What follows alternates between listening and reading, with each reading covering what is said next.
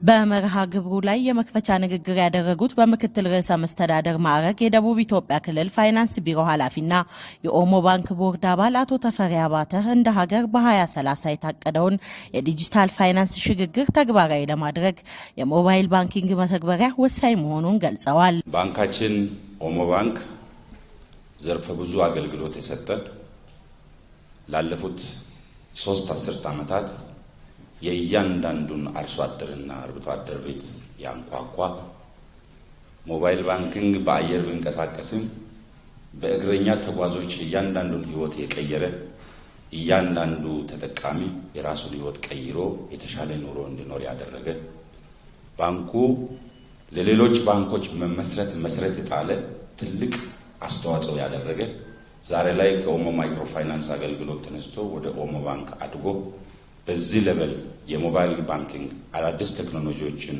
ለተጠቃሚዎች ለማቅረብ በመድረሱ በስፋት ይህንን ባንክ በመጠቀም ባንኩ በሁሉም አቅጣጫ የሚሰራ በመሆኑ በአገር ደረጃ በየትኛውም ክልል ላይ ተንቀሳቅሶ የመስራት አቅምም እውቀትም ብቃትም ያለው በመሆኑ ባንካችን በመጠቀም አብረን እንስራ።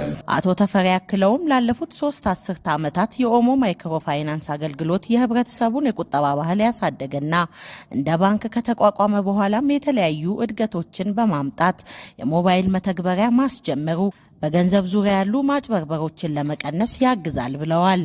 በባንኩ ቦርድ ሁሉ ጊዜ ስንሰበሰብ ባንክ ከሆነበት ጊዜ ጀምሮ የመጀመሪያ ስራችን በሞባይል ባንኪንግ ደንበኞቻችን መድረስ እንዳለበት በተደጋጋሚ ያስቀመጥነው አቅጣጫ ቢሆን ዛሬ ላይ ቀኑ ደርሶ ይህንን ላውንቺንግ እንድናደርግ አድርገውናል።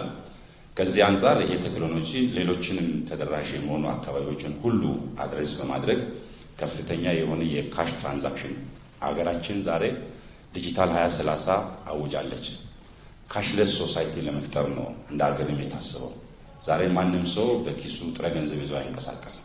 ስለዚህ ለፈጣን አገልግሎት፣ ለፈጣን ትራንዛክሽን፣ ለፈጣን ምላሽ እንዲሁም ከማጭበርበርና ከሌሎች ነገሮች ነፃ ለመሆን ሞባይል ባንኪንግ መጠቀም አንዱ የቴክኖሎጂ ዝመና ዘመን ስለሆነ አገራችንም ደግሞ እየተከተለች ያለችበት ሰዓት ስለሆነ በዚህ ሰዓት ላይ ዲጂታል 2030 ሀገራችን አውጃ የዲጂታል ፋይናንሲንግ ስርዓት እንድንከተል በተደረገበት ሰዓት ላይ የኦሞ ባንክ ይህንን ኢሚዲየትሊ ተቀብሎ በዚህ ሞባይል ባንኪንግ ሴሬሞኒ ላውንቺንግ ሴሬሞኒ ማድረጉ ትልቅ የባንኩን አቅም የሚያጎለብት ስለሆነ ይሄ ተጠናክሮ ሊቀጥል ይገባል።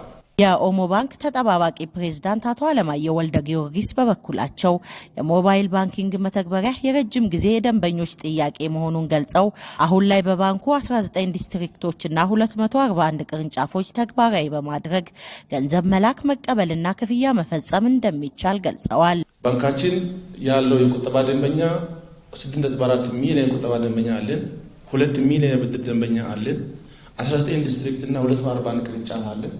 በዚህ አገልግሎት ተደራሽ ስናደርግ እስካሁን ደንበኞቻችን እየጠበቁ የነበረውን አገልግሎት በመቀበልም የፋይናንስ አገልግሎት ተደራሽ ከማድረግ አኳያ ተጠቃሚንን ከማድረግ አኳያ ፋይዳው ከፍ ያለ በመሆኑና አዳዲስ ደንበኞችንም ከማፍራት አኳያ የውጭ ንግዶችንም በተጨማሪ ከማካሄድ አኳያና ከፍ ያሉ ደንበኞችንም ከማሳብ አኳያ ያለው ፋይዳ ከፍ ያለ ስለሆነ ይሄን እስከ ታችኛ ያለው መዋቅር በተገቢውና በዲሲፕሊን ተግባራዊ አድርጎ ደንበኞችን እርካታ ከማረጋገጥ አኳያ ይሄ ማናጅመንትም ቦርድም በሚደግፈው ድጋፍ አኳያ ሰፊ ስራዎች በጋራ ለመስራት የታቀደበት ሁኔታ ነው ያለው።